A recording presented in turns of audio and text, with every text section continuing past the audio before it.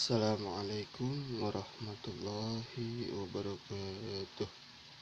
Alhamdulillah wassalatu wassalamu ala rasulillah Muhammad bin Abdullah wa ala alihi wa sahbihi wa mawala, amma ba'du, wala hawla wala quwata illa billahil aliyyil azim.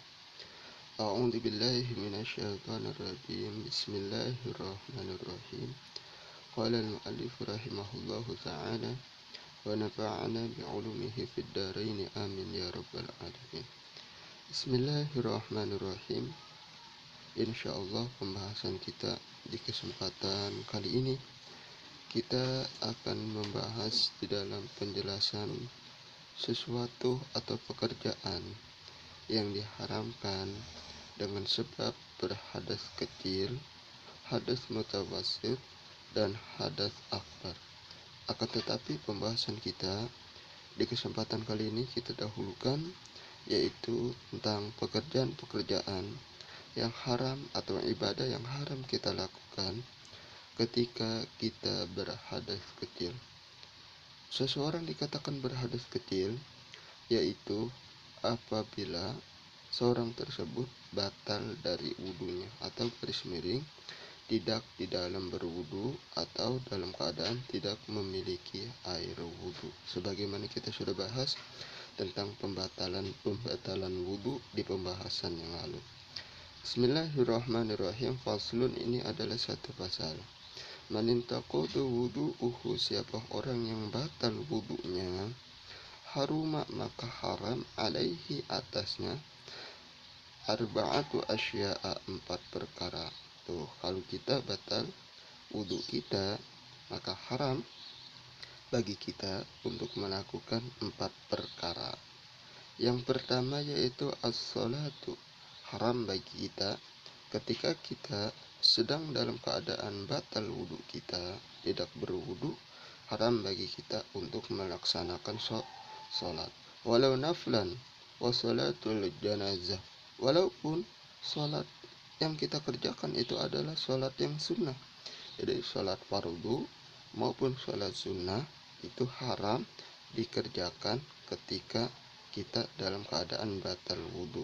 Wassalatu janazah, begitu juga sholat jenazah. Artinya apa?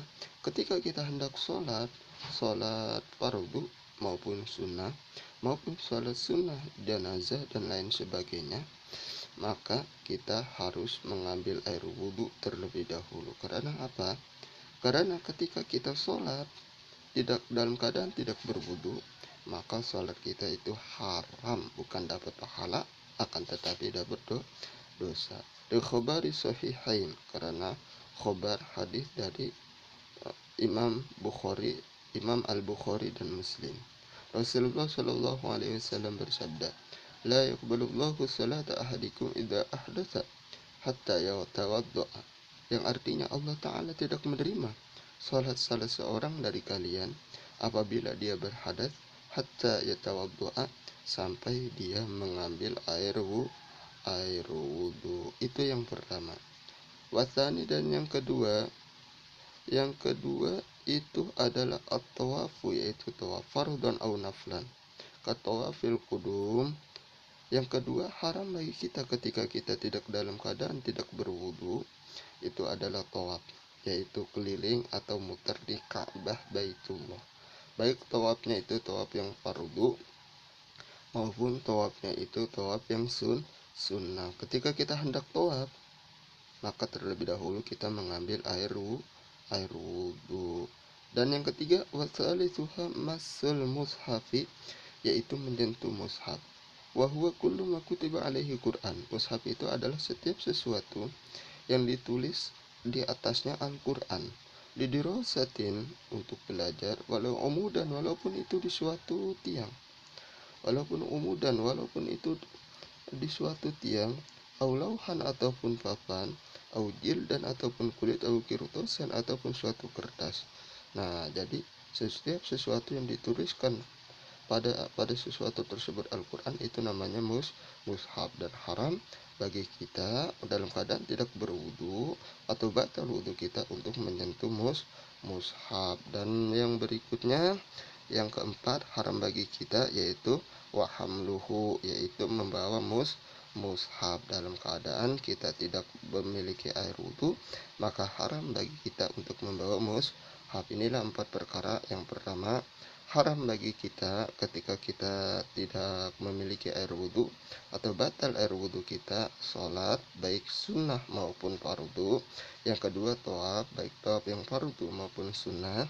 Yang ketiga itu adalah menyentuh al-mushaf. Dan yang keempat yaitu membawa al-mushaf. Hadanallahu wa iyyakum ajma'in. Kurang dan lebihnya saya mohon maaf. Wassalamualaikum warahmatullahi wabarakatuh.